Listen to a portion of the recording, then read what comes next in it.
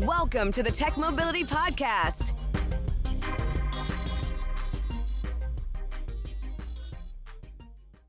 I'm Ken Chester.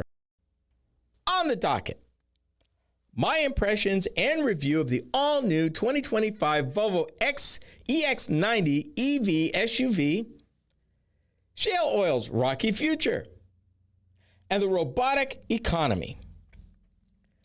To join the conversation, be it by asking a question, sharing an opinion, or even suggesting an idea for a future episode, feel free to call or text the Tech Mobility Hotline. That number, 872-222-9793. Or you can email the show directly if you wish, talk@techmobility.show.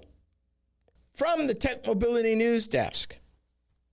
Okay, you guys, you pickup owners that own big V8s or diesels with internal combustion engines. Question for you. What is the range on your vehicle?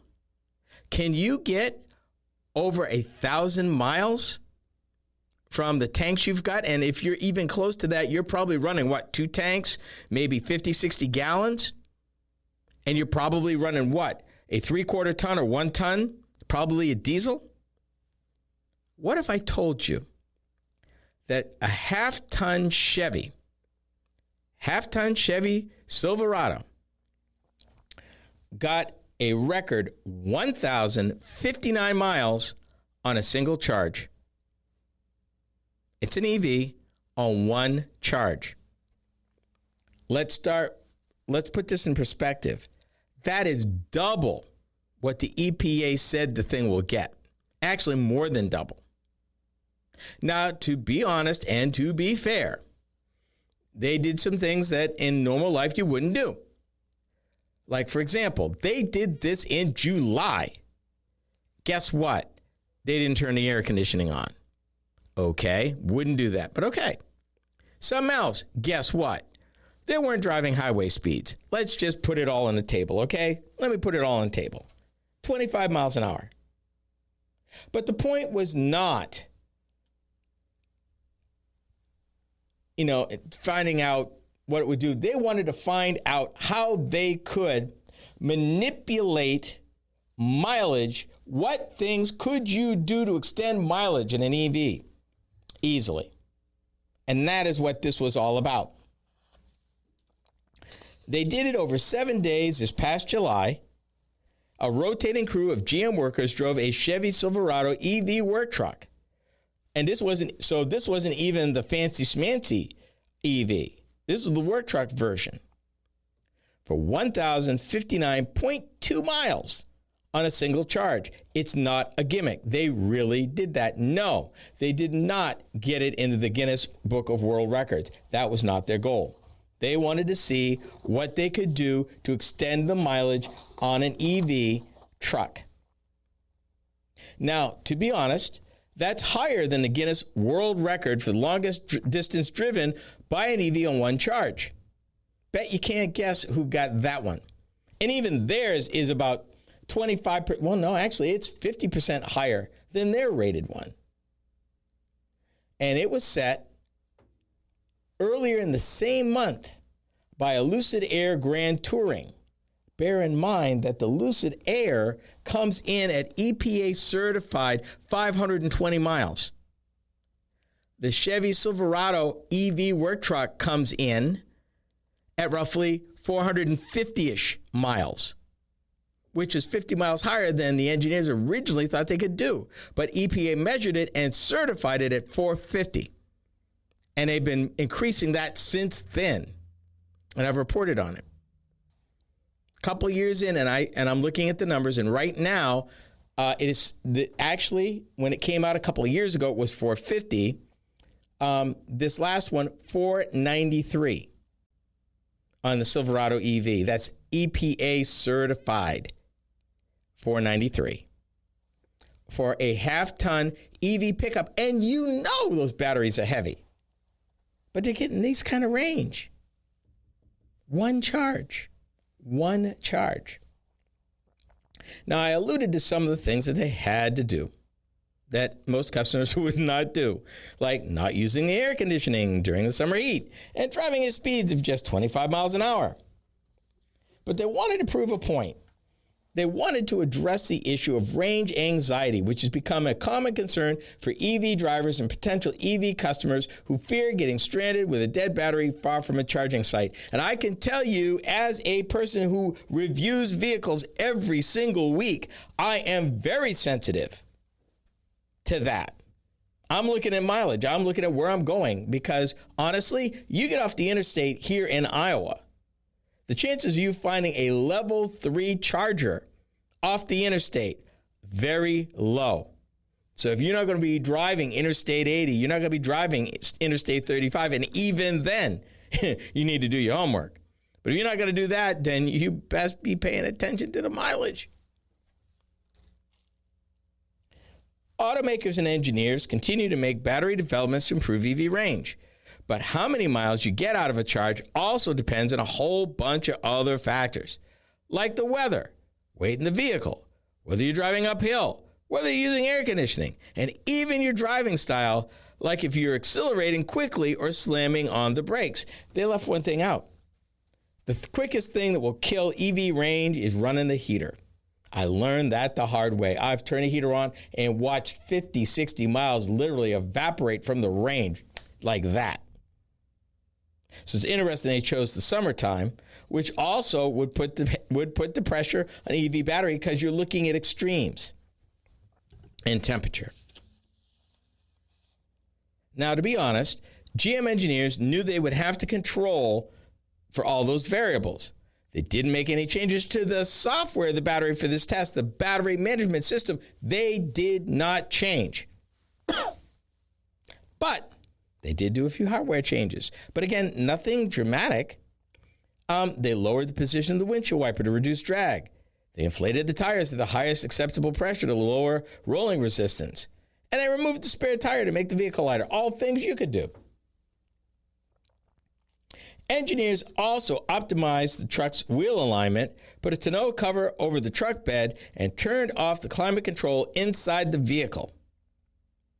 They chose to do the test during a warmer time of the year because EV batteries can struggle in the cold. The one thing I haven't figured out that I know they need to fix it is why they can't precondition the batteries in the wintertime. They've got all the things they need. Why not just build a system that reads the outside temperature and, depending on the demand, preconditions the batteries to minimize power loss? Apparently, they must not have made it economically feasible yet. But that seems to be a common sense approach to me. They also, I talked about that. Workers who got behind the wheel took careful considerations around their driving behavior too, mapping out routes that traveled on slower roads rather than highways and driving just 20 miles an hour to 25 miles per hour, quote, where safe to do so. Yeah. Now, there's a note. This is a Fast Company article, and there's a note here. Before July 2025, the Guinness World Record for the longest journey by electric car in a single charge was 649 miles, also set by Lucid. And Chevy did not involve Guinness World Records in this project. So, bottom line, they said the experiment shows just how many factors people can control to try to get more out of their EVs and what important role driving behavior plays. If you want to get better range out of your vehicle and you're willing to sacrifice some of your commute time, it maybe makes sense to take a local highway instead of an interstate and go 45 to 50 instead of 70, 75 miles an hour. So there's a lot of things contrary to public belief that you can do to extend range. You're not necessarily held to range, the rated range, if you know what to do. And you're willing to take a few steps. It's like dieting, moderation. That's the thing, moderation. That will get you every time. And Chevy did it over 1,000 miles in a pickup truck. 1,000 miles. That is a lot. Yep. 1,059.2 miles. Forget everything you know about Volvos and driving. The EX90 just rewrote the book. You are listening to the Tech Mobility Show.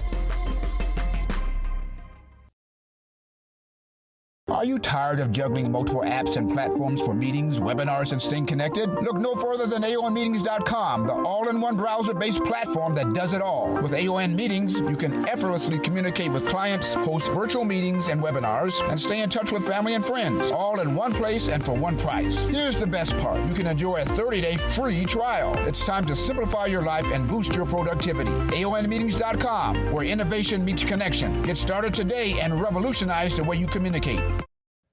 Social media is the main place to be these days, and we are no exception. I'm Ken Chester, the Tech Mobility Show. If you enjoy my program, then you will also enjoy my weekly Facebook videos. From my latest vehicle reviews to timely commentary of a variety of mobility and technology-related topics, these short features are designed to inform and delight you. Be sure to watch, like, and follow us on Facebook. You can find us by typing the Tech Mobility Show in the search bar. Be sure to subscribe to our Facebook page. Social media is the place to be these days, and we're no exception. I'm Ken Chester of the Tech Mobility Show. If you enjoy my program, then you will also enjoy my weekly Instagram videos. From the latest vehicle reviews to timely commentary on a variety of mobility and technology-related topics, these short features are designed to inform and delight you. Be sure to watch, like, and follow us on Instagram. You can find us by typing the Tech Mobility Show in the search bar. For those of you that listen to podcasts, we have just the one for you. Hi, I'm Ken Chester. Tech Mobility Topics is a podcast where I upload topic-specific videos each week. Shorter than the full show, these bite-sized programs are just the thing, particularly if you're interested in a particular topic covered on the weekly radio show. From Apple Podcast to iHeartRadio and many podcast platforms in between, we got you covered. Just enter Tech Mobility Topics in the search bar wherever you listen to podcasts. 3, 2, 1, 0. All engines running. It takes power to explore new worlds and confidence in your equipment to get you there. Introducing the new 311 horsepower, 7-passenger Volvo XC90 V8. The only SUV with the added power of legendary Volvo safety. It was the 1990s, and Volvo was in the midst of making a pivot. Up till then, Volvos were known pretty much as boring but brutally safe cars. They weren't really known much for performance and excitement and stuff, and Volvo was trying to infuse some of that without giving up its safety bona fides. And the 850 was one of those vehicles that tried to break the mold. And of course, we know what's happened since then till now. Let me introduce you to their latest invention. The all-new Volvo EX90 is a domestically produced, battery-electric, full-size luxury crossover SUV produced by Volvo since May of last year. Manufactured at its Ridgeville, South Carolina manufacturing plant, and yes, folks, that's in the United States of America. It is considered by the automaker to be its flagship, full-size SUV, taking the mantle from the XC90. The EX90 is such a tour de force that you will need to relearn everything you know about driving, and I mean everything. The EX90 has reimagined the entire automotive experience, and it's unlike anything else. And I've had the opportunity to drive this impressive whip at the Midwest Automotive Media Association's 2025 Spring Rally, located on the grounds of Road America in Elkhart Lake, Wisconsin. The model I drove was the twin-motor Performance Electric Ultra, the more powerful of the two configurations offered. The EX90 is a vehicle of many firsts for the automaker. The EX90 represents a paradigm shift for the company as the first Volvo car powered by a core system. The in-car AI computer is built on the NVIDIA Drive platform. This core system, plus a Snapdragon cockpit platform from Qualcomm Technologies and an in-house developed software by Volvo Cars engineers, work seamlessly together to run the key functions inside the car, from safety and infotainment to battery management. The result is a more responsive and convenient car experience. I say amen. Born smart and connected with Google built in, The EX90 is equipped with a range of sensors, including radars, camera, and LiDAR supplied by Luminar for enhanced safety. The data collection from the sensors, coupled with an always-on 5G connection and regular over-the-air software updates, allows the company to continuously improve the car's features and grow its functionality over time. This is the part I want you to hear. In other words, the EX90 is designed to grow and develop together with you. Quoting Jim Rowan, who is CEO, he said, "The Volvo EX90 embodies our future as a fully electric car maker with cars that continuously get better over time compared to core computing and software updates. It's a testament to our global engineering capabilities and reaffirms our position as a leader in the ongoing technology shift in the car industry." Wait a minute. Wait a minute. Cars that continuously get better over time. Let that sink in a minute. See, what you don't realize, and I'm stopping this right here, is that EV's superpower is the over-the-air update. That you can buy a car in 2025, keep it for 15 years, trade it in, and it will be as up-to-date 15 years from now, more so, in fact, than when it was new. May actually have more capabilities than when the thing rolled out of the assembly plant originally because of software updates as the automaker gets better at what they're doing and come out new stuff, gives you options to either buy it or update it automatically. Up till now, your internal combustion engine vehicle could only improve if you had hardware updates, meaning you spent money to put a wrench on it. And even then you were limited. These are not. The EX90 is powered by 2 electric motors combined with a 111 kilowatt-hour battery pack that generates 510 horsepower and 671 foot-pounds of torque. This should be race car numbers. All-wheel drive is standard. The driving range is approximately 310 miles, which works out to be about 2.79 miles per kilowatt-hour. Using a level 3 fast charger, Volvo estimates a recharging time from 10% to 80% of charge in about 30 minutes. 0 to 60 takes 4.7 seconds. Cargo capacity is 73.5 cubic feet with the second and third row seats folded flat. The cargo bin in front of the EX90 adds 1.6 cubic feet of storage space. Here's what I liked about the EX90.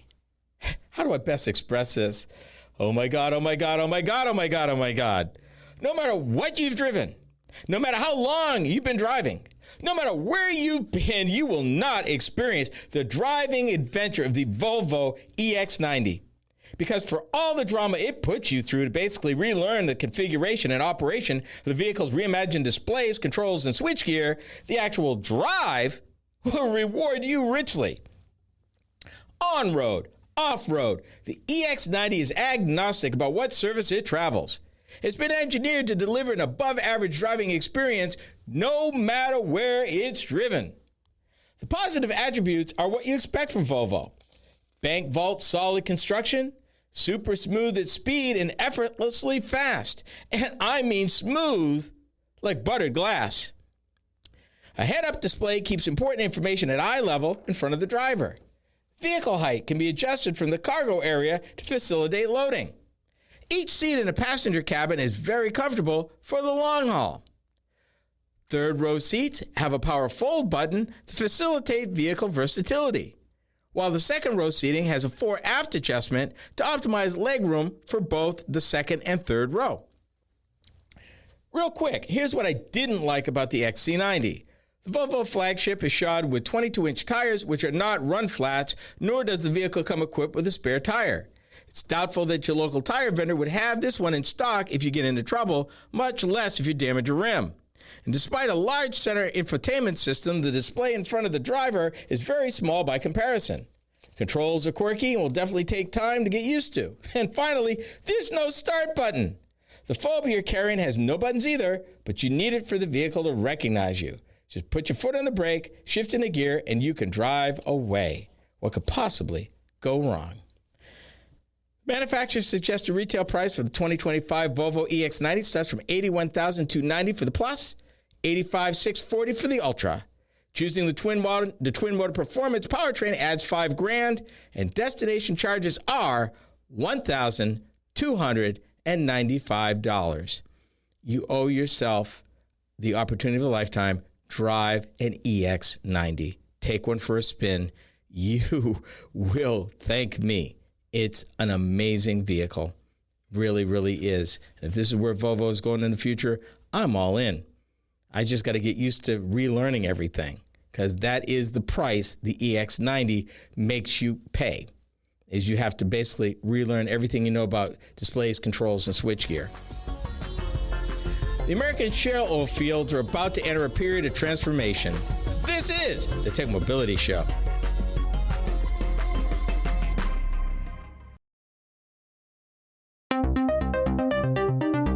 Do you listen to podcasts?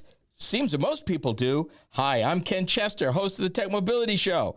If you missed any of our weekly episodes on the radio, our podcast is a great way to listen. You can find the Tech Mobility Podcast just about anywhere you can enjoy podcasts. Be sure to follow us. From Apple Podcasts, iHeartRadio, and many platforms in between, we are there. Just enter the Tech Mobility Podcast in the search bar wherever you listen to podcasts. Social media. It's the place to be, and we're no exception. Hi, I'm Ken Chester, host of the Tech Mobility Show. Several times a week, I post to TikTok several of the topics that I cover on my weekly radio show. It's another way to keep up on mobility, technology, news, and information. I've built quite a library of short videos for your viewing pleasure, so be sure to watch, like, and subscribe. That's the Tech Mobility Show on TikTok. Check it out.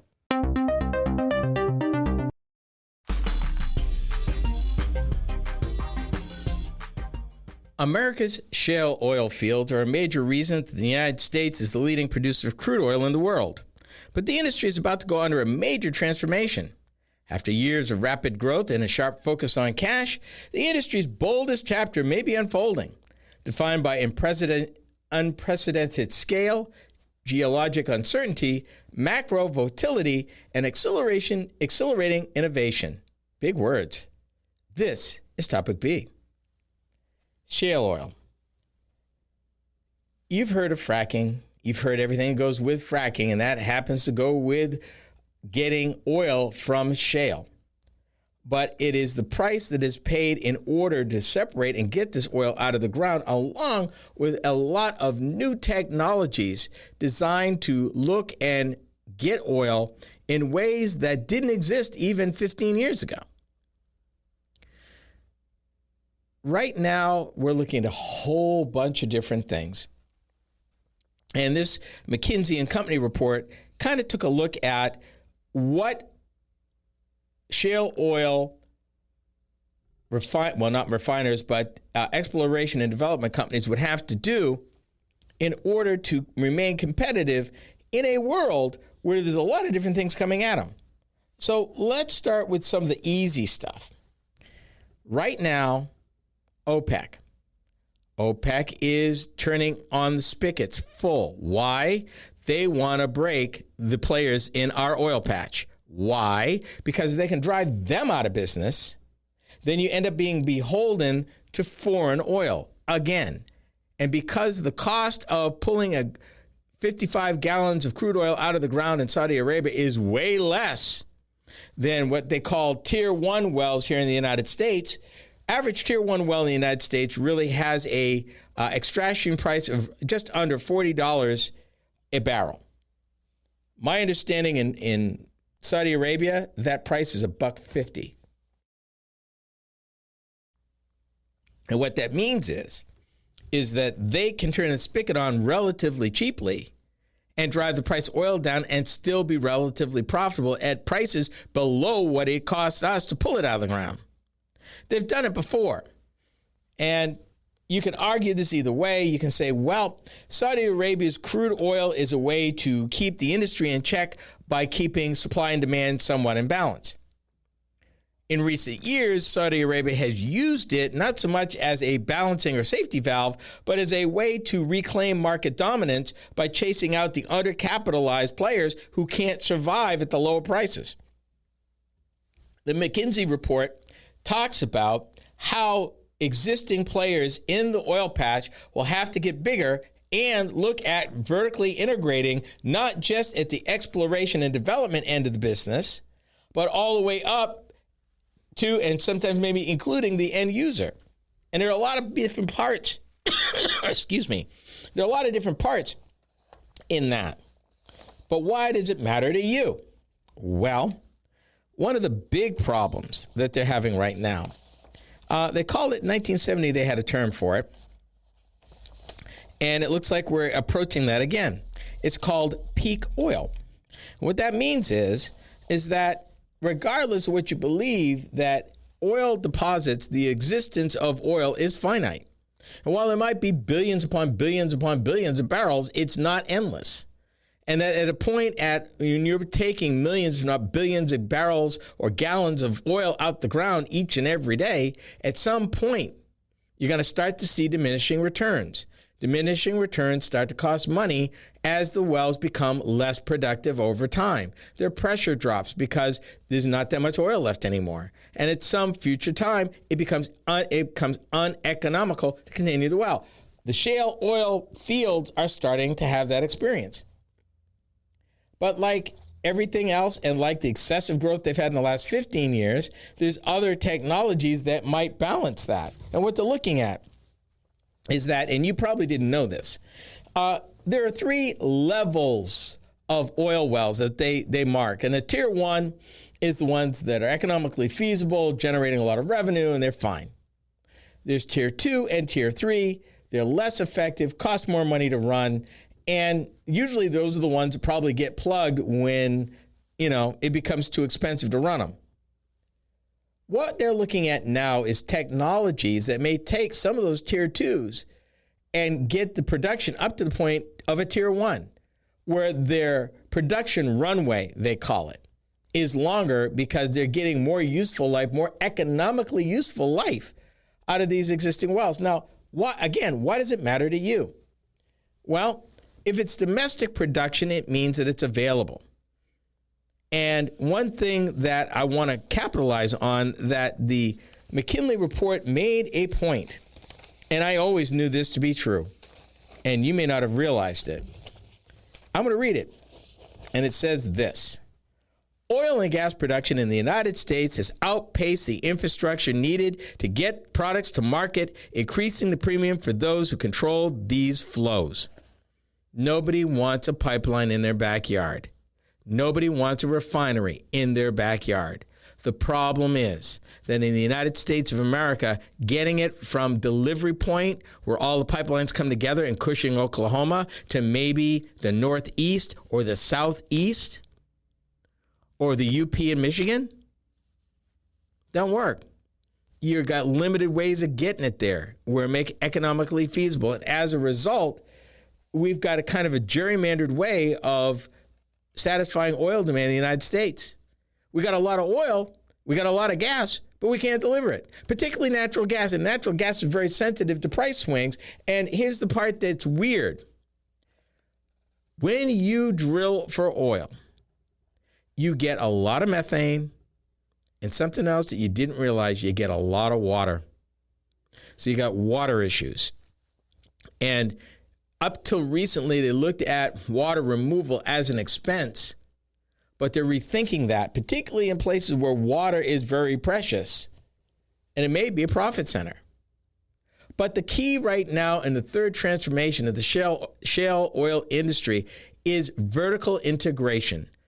Take on more than, instead of just being the supplier, you want to be part of the delivery system. You want to be part of the product system. You want to control more of the output, more of the supply chain.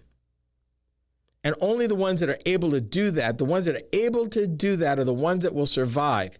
Because if you're just depending on exploration and development, which is a boom-bust cycle anyway, you are subject to every whim, And that's dangerous for national supply. It's dangerous for national security.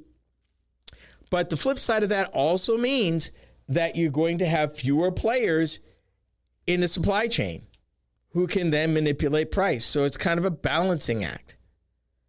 And right now, they're just trying to survive. Technology will help them. Technology will help them to keep on. But they got to look at what they got to do in order to get further life out of the shale oil fields, much the same way they got them out of the original oil fields when they took those over with increased technology. Oil fields that the majors had gave up on, that the independents came in with new technology and actually got 40, 50, 60 more years out of that field, economically feasible. Shale oil is now in that same boat. They're looking at the latest, newest technologies to get more oil out of marginal wells.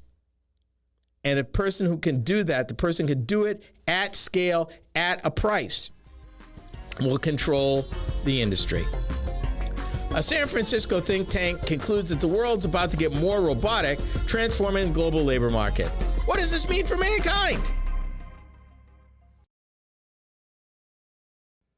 To learn more about the Tech Mobility Show, start by visiting our website. Hi, I'm Ken Chester, host of the Tech Mobility Show. The website is a treasure trove of information about me and the show, as well as where to find it on the radio across the country. Keep up with the happenings at the Tech Mobility Show by visiting techmobility.show.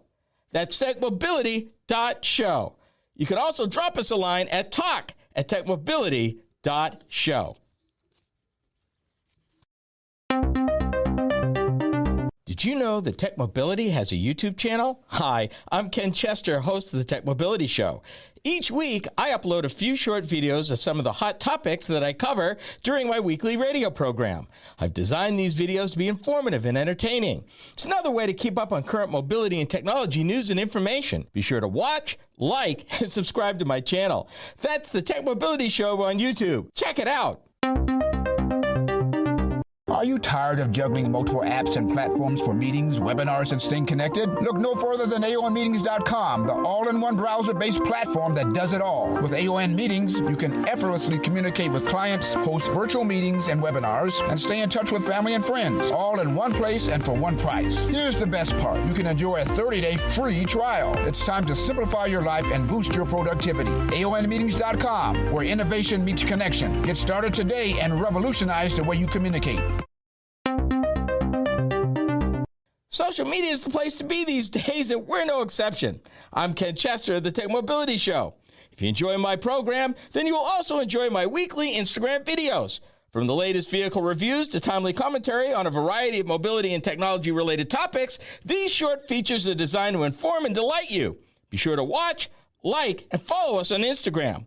You can find us by typing the Tech Mobility Show in the search bar.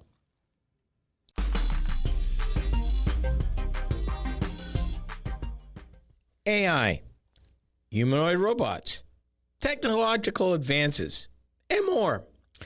Mankind is in the midst of a world-changing upheaval, and the timeline may be shockingly short when it comes to when robots could replace pretty much everyone's jobs. And this is Topic C. We've talked about robots in the past. We've talked about AI in the past. But let's talk about quality of life. Let's talk about future. Let's talk about the fact that, on average, do Americans want to work in factories? No. Do Americans want to work in the very hard, labor-intensive, and back-breaking agricultural industry? No. Then what are we going to do? I remember being in high school in the mid-1970s, and our teacher gave us, I'll never forget it, it was an orange paperback called Future World. And in reading Future World, they talked about what the future would look like. And the big recurring theme, both in the late 1960s and throughout most of the 70s, was that they acknowledged that technology would speed up. They acknowledged that technology would free human beings from a lot of the drudgery of certain work. And in fact, their argument at that time was that humans would have so much more free time that, you wouldn't work a 40-hour week. You wouldn't have to. You'd have leisure time to do all kinds of fun and novel stuff that we'd have to rethink the whole thing. Let me introduce you to the rule of unintended consequences. That was the 1970s. By the early 1980s, as efficiency started to take hold, American businesses had another tack. They used technology to reduce work counts, not to reduce hours, but actually reduce head counts. And it worked the folks who still had a job even harder. They were eliminating whole levels of management.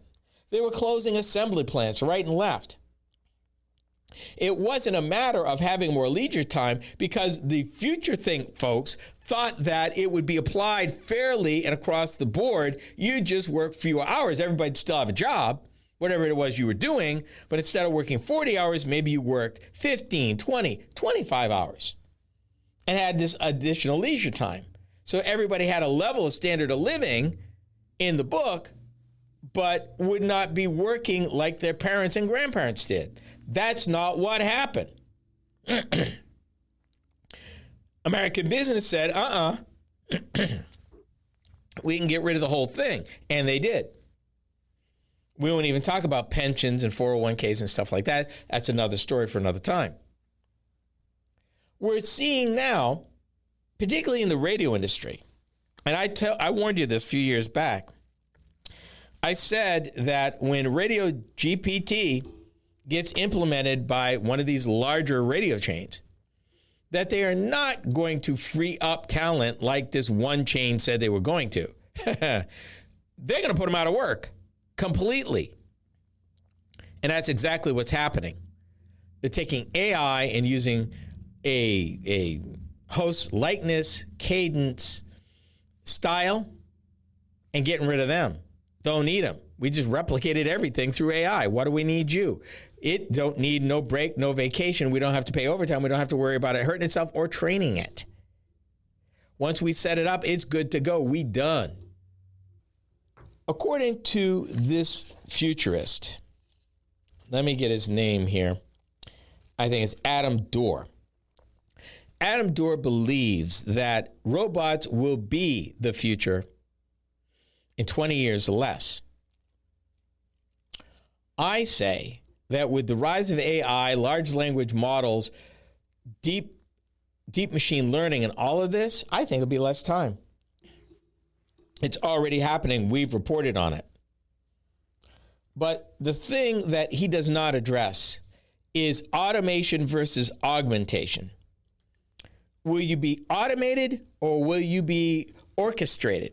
You can orchestrate AI, and there will always be a need for folks to orchestrate. But like so many other technological advances that we've seen over since the start of the revolution, the Industrial Revolution in 1750, you need less people to do it. At one time in the steam era of railroads, it employed over 2 million people. And a lot of those folks got hurt severely. It was a very, very, very dangerous business. But technology came in. Diesel electrics came in. The steam engines cost too much to run. They cost 22 cents a mile to run. The diesel electrics cost 9.5 cents to run. Guess what happened? Steam locomotives went away. And all those jobs that went with it. By the end of the 1970s, railroads also made a deal to eliminate the caboose. They didn't need a 5-person crew. Right now, the average train crew is 2 people, and they're looking to cut that in half. If you were in upper Midwest around 1980, 85, you would probably think about meat packers. Meat packers were some of the best paid folk on the line. Then came a company called IBP, Iowa Beef Processors. And what they did is they automated the line like an assembly plant. So those high-paying mastercraft jobs went away. And IBP itself would end up getting bought by Tyson Foods. It doesn't matter. What AI does right now is it has the ability to take large sums of data and manipulate it in ways that are faster, better, more consistent, generally most of the time. It really depends on what it's fed. So you're still going to have curators to make sure that the models are developed in such a way with right information. And with those folks who have AI ethics installed, you will need some sort of monitors to make sure that it doesn't hallucinate in unpredictable ways. But here's the thing that Adam Doerr does not address, and that this whole piece does not address. It does not address the unintended consequences of all this automation. What happens if you get a grocery store situation that's completely automated, from growing the food to canning the food to bringing it to the store to delivering it to your home? It's all automated. You don't need anybody in the process, or very few. In the upper Midwest here, a major grocery store chain that's based in Iowa employs 93,000 people in 8 states. With the rise of robots and AI, will they employ that many people in 15 years? I kind of doubt it. Because here's a dirty little secret. Most of those people that work for that chain are part-time. Very few are full-time of that 93,000. Maybe 15, 20,000 are. Tops. Is there room for AI? They're implementing it now. Across the board, and they're ordering.